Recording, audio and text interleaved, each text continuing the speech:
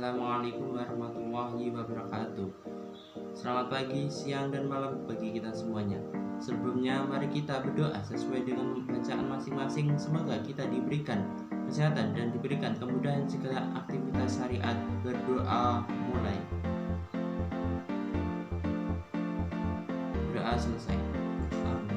Amin. Saya Sultan Koso Koima 209119465 dari jurusan PAI akan mempresentasikan hasil observasi magang 1 di Mandika Madiun. Selanjutnya saya akan mengucapkan terima kasih yang sebesar-besarnya kepada beberapa pihak. Yang pertama yaitu Bapak Dr. Karisul Watoni MPDI selaku kepada jurusan Pendidikan Agama Islam. Yang kedua yaitu Bapak Dr. Haji Agus Tricahyo MA selaku dosen pembimbing magang 1, Bapak Dr. Andes Ahmad Yani Mustafa MPDI selaku Kepala Mandika Madiun, Bapak Dr. Andes Wasid Suryani selaku Guru Pamong 1 PAI Mandika Madiun, Ibu Lia Faiza SHI selaku Guru Pamong 2 PAI Mandika Madiun, dan seluruh pihak Madrasah Mandika Madiun yang telah memberikan izin kepada saya guna melakukan observasi pendidikan. Tak lupa juga segenap teman kelompok 15 magang 1 yang telah mendukung dan membantu saya dalam menjalankan tugas ini dengan sebaik-sebaiknya. Magang ini dilaksanakan selama 1 bulan dengan kegiatan pengamatan 3 aspek penting dalam dunia pendidikan, terkhususnya dalam lingkup sekolah atau madrasah.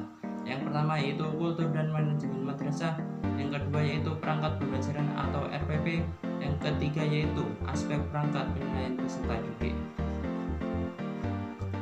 Lembaga ini memiliki elemen madrasah sudah terstruktur dan sistematis. Hal ini terlihat dari visi misi madrasah yang sudah terpampang jelas.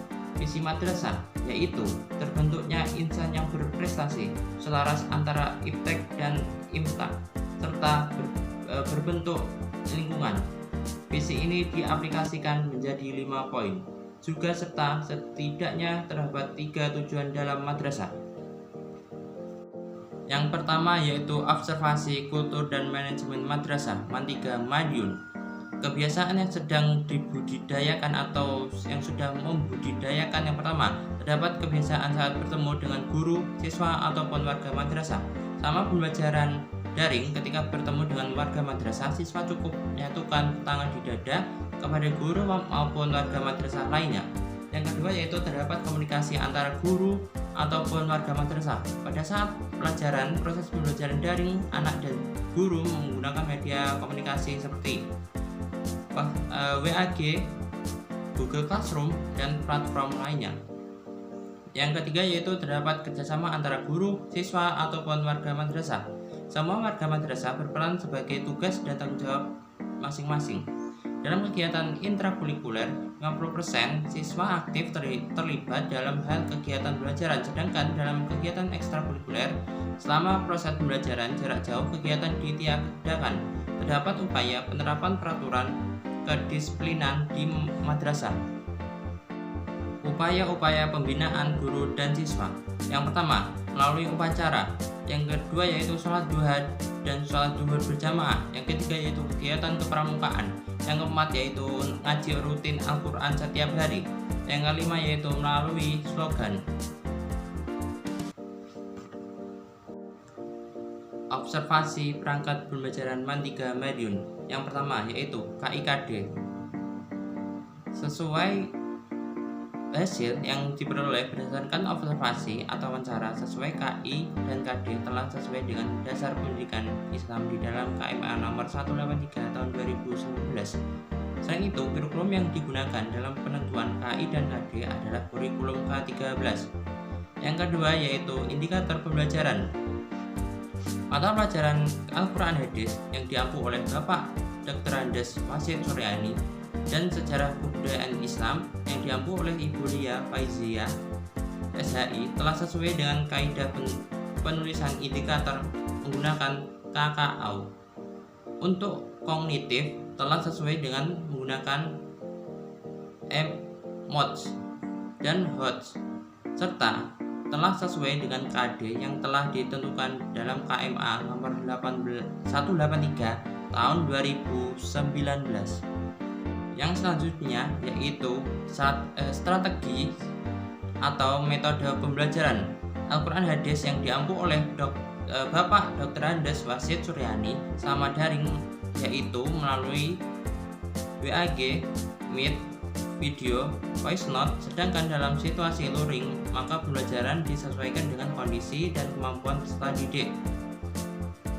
Dan metode pembelajaran yang digunakan lainnya ialah metode pemahaman atau hafalan, sebagaimana contohnya berlaku yang di lingkungan sekitar. Yang selanjutnya yaitu strategi atau metode pembelajaran sejarah kebudayaan Islam yang diampu oleh Ibu Lia Faizia SHI, yaitu tentang strategi melihat kondisi peserta didik.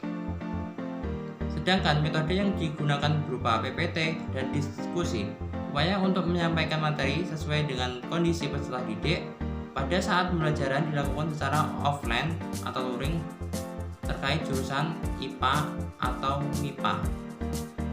Kalau IPA yaitu membaca atau memberikan pertanyaan, dan kalau jurusan IPS melalui strategi atau metode yang digunakan ialah voice note, tabel, dan tugas. Kendala strategi dan metode pembelajaran sejarah kebudayaan Islam antara lain sebagai berikut. Peserta didik sulit untuk menjelaskan di depan dan cara mengatasi dalam memberikan tugas. Yang selanjutnya yaitu observasi perangkat penilaian peserta didik Man3 Madiun. Yang pertama, penilaian aspek afektif peserta didik terkait mata pelajaran Al-Quran Hadis yang diampu oleh Bapak Dr. Andes Wasid Suryani memiliki beberapa penilaian sikap, salah satunya pengamatan atau perilaku sikap melalui pembelajaran daring atau luring, dan teknik penilaian sikap mata pelajaran Al-Quran yaitu sikap spiritual atau observasi dan sikap sosial atau observasi. Sedangkan aspek afektif penilaian sejarah kebudayaan Islam atau SKI yang diampu oleh Ibu Lia Faizia SHI tentang penilaian sikap makat, teknik atau bentuk penilaian berupa pengamatan atau observasi. Yang selanjutnya yaitu penilaian aspek kognitif peserta didik. Penilaian aspek kognitif peserta didik dalam mata pelajaran Al-Quran Hadis yang diampu oleh Bapak Dr. Andes Wasid Suryani memiliki beberapa penilaian tentang pengetahuan yaitu tertulis dan lisan, serta penugasan dan penilaian disesuaikan dengan kemampuan peserta didik. Sedangkan penilaian aspek kognitif peserta didik tentang mata kuliah sejarah kebudayaan Islam yang diampu oleh Ibu Lia Faizia SHI terkait penilaian pengetahuan tentang teknik atau bentuk penilaian meliputi tes tulis. Dengan demikian, penilaian kegiatan berupa afektifan peserta didik serta tugasnya. Yang selanjutnya yaitu penilaian aspek psikomotorik peserta didik. Mata pelajaran Al-Quran Hadis yang diampu oleh Bapak Dr. Andes Wasid Suryani antara lain portofolio dan pengumpulan tugas mandiri.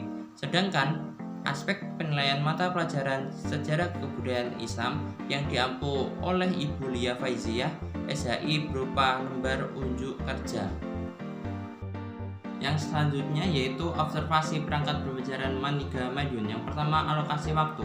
Alokasi waktu pada mata pelajaran Al-Quran Hadis yang diampu oleh Bapak Dr. Andes Wasid Suryani yaitu 2 kali 45 menit.